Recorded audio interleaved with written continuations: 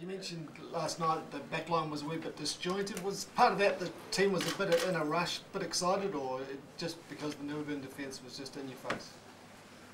Well, look, I think I said what I said last night is that really pleased with the way they played, particularly in the first half.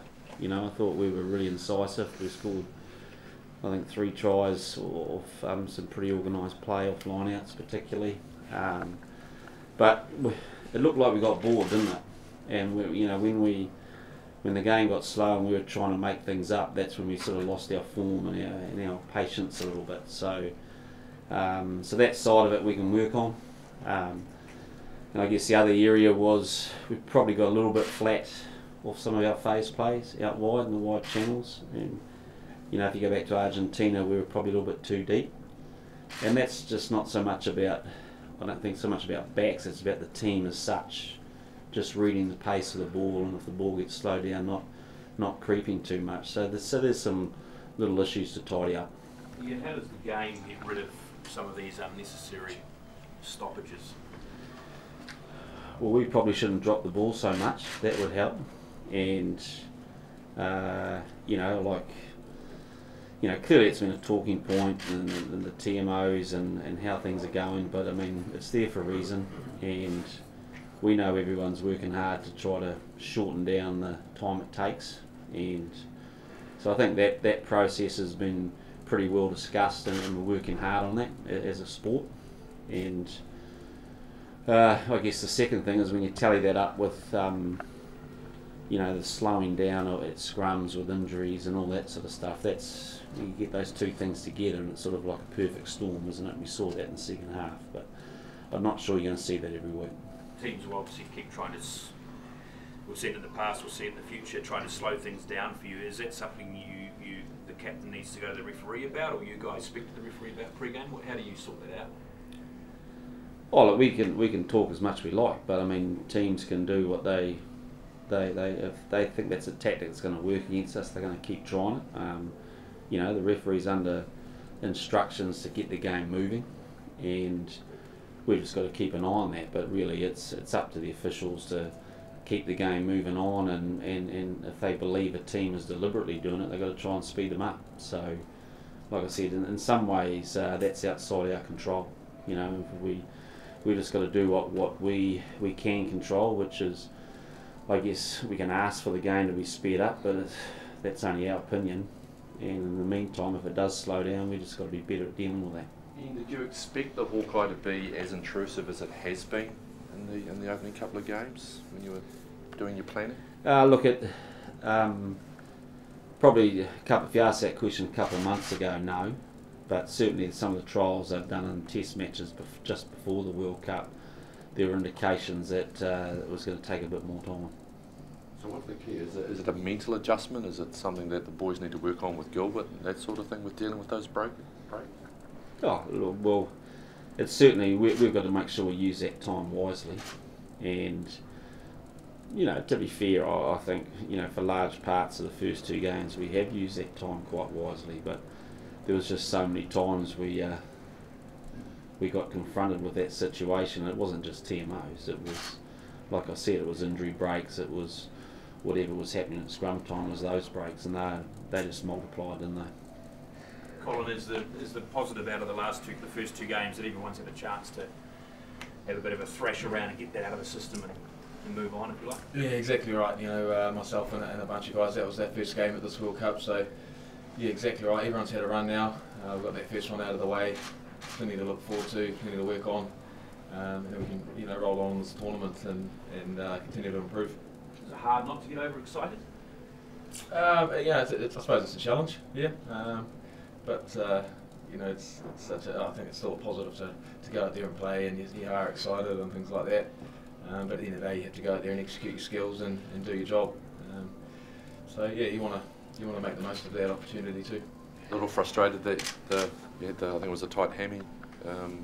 Steve was saying it was a little frustrating to have to leave just 5 into that second half. Yeah, just got into first 5 there, and coach made the decision to play caution and take me off there. So yeah, that was frustrating. It sort of held me back a wee bit, in that first half a bit. But It's nothing serious, and the right decision was made. So it's been good this morning. It's good. What about Yeah, you? and you can tell by the look he still hasn't forgiven me. But he's probably running too fast at fullback, I think. Ian, are you confident the rust is kind of out of the way now and you can kind of make a statement against Georgia and hit your straps? Well, that's what we want to. It's, I think, look, I'll come back and say, and it sounds like a scratch record, but, there was some things last night that definitely weren't rusty. And there was some, some aspects of our game are going really well. But, we still haven't put an 80-minute performance together, have we? And we're certainly clear on that. So the goal of this tournament is, we just want to keep building, don't we?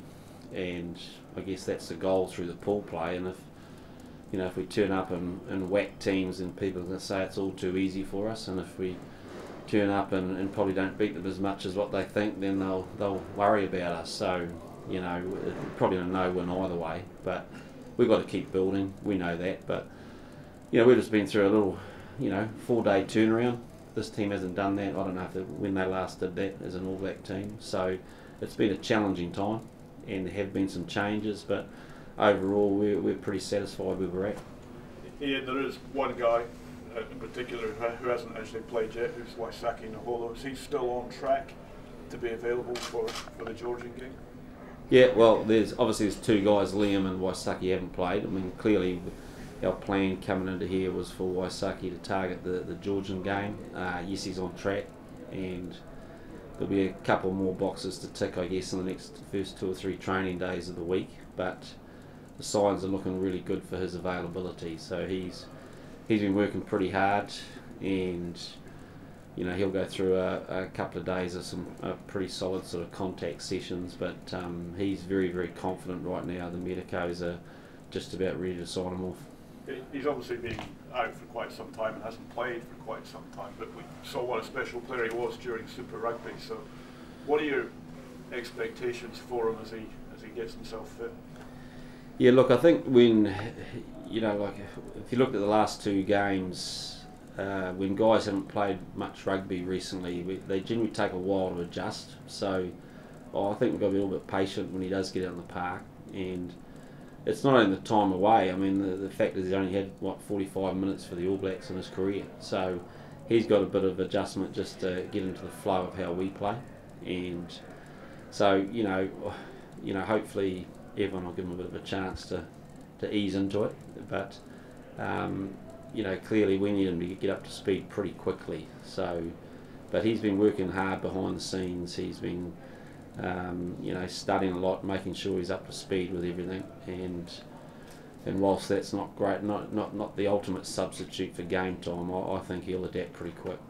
In selection-wise, in the first 2 games, made a number of changes with the short turnaround with these last 2 pool matches. Are you looking to build a bit more cohesion leading into what might lie ahead?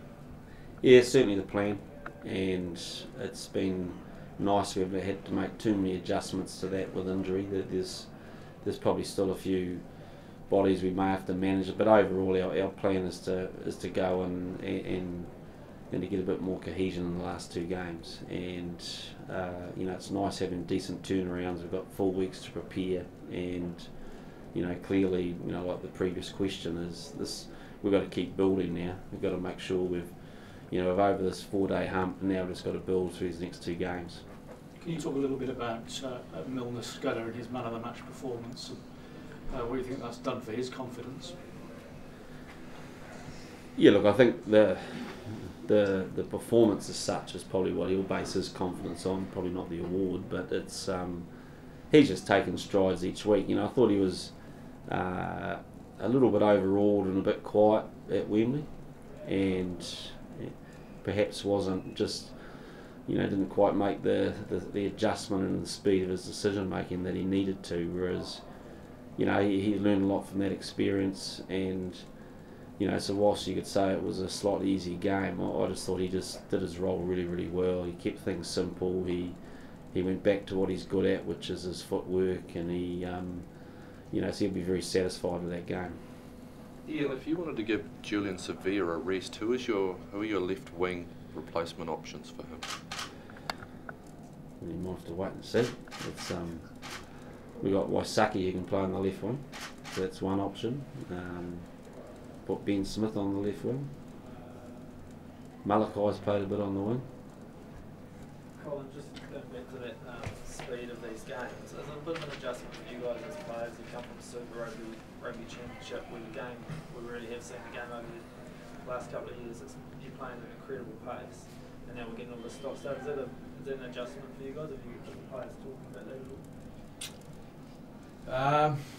I mean, not really as such. I suppose when you're out there, it's all right to take a breath, actually come in and discuss and learn on the go. You know, obviously it can be a bit frustrating spectator-wise and momentum-wise, but we're not sitting on hands out there. We're sort of talking away and things like that. So it is nice to have a wee chat. But yeah, you're right. It does present challenges in terms of keeping momentum and things like that. So look, yeah, I mean it's not ideal, but you just have to roll with it. It's the game. It's one of those inconvenient facts, as Steve would say. You just have to deal with it. We're sitting in the stands with the sports ears, and we can hear them when they go to the TMO.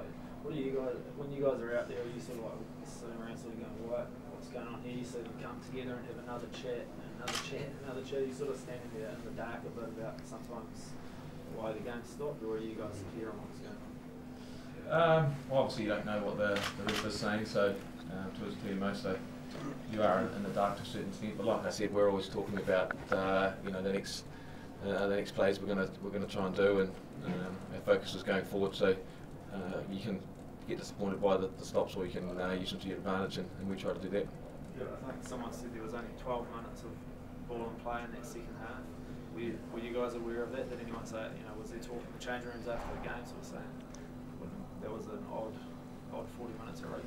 Yeah, I think there's a few guys that we talked about that it wasn't a game where the lungs were burning too much. There was a lot of stuff to start, which I suppose can be a good thing, but yeah, it was sort of those games that never really got going for us on attack and things like that. So you sort of have that gut feeling after the game, and that's why obviously there was plenty of stops. And yeah, again, it is what it is. You just need to roll with it.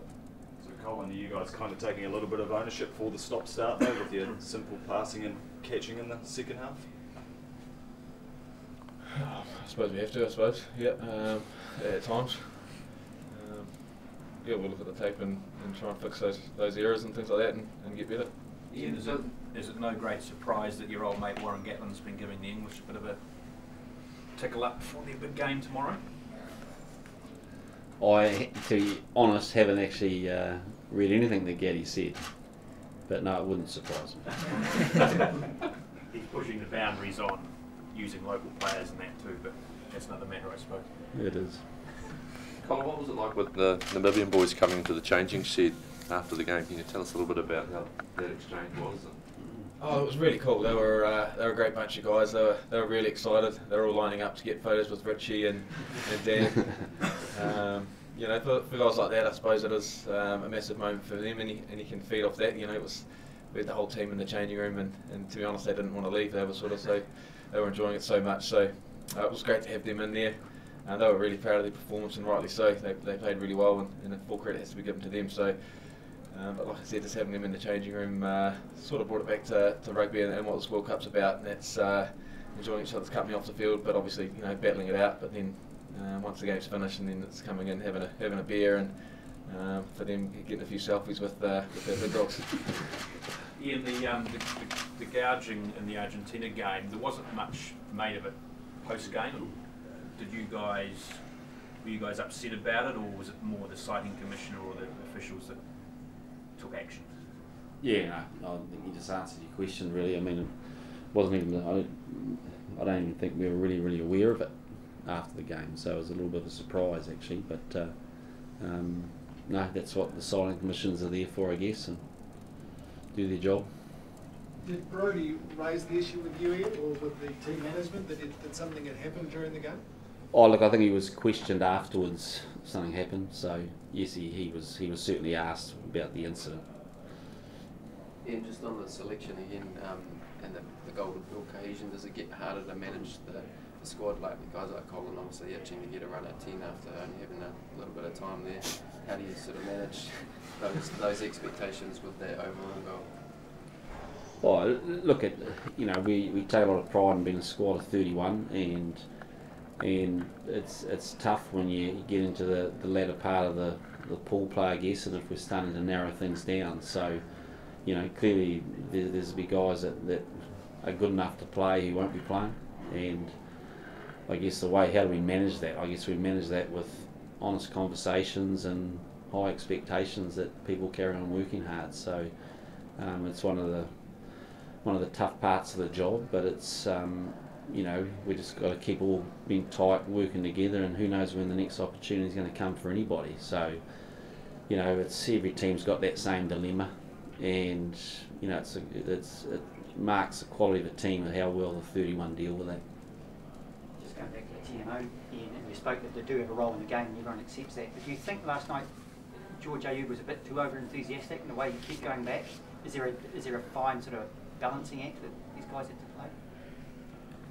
Well, they've got a tough job too, haven't they? Because I mean, their mandate. I mean, we can say what we like from the viewers or the fans, but they've got a mandate to assist the referee and to highlight stuff. So, and then when they're called upon, they probably have to use what they've got to make the best possible decision. And you know, sometimes we all think we know the answer on the first view, but sometimes it's the third or fourth take that actually is more defining. So, look, they've got a hard job. It takes time to get the right answer, and the expectations are when you use technology that you will get the right answer. So it's very hard to speed that up.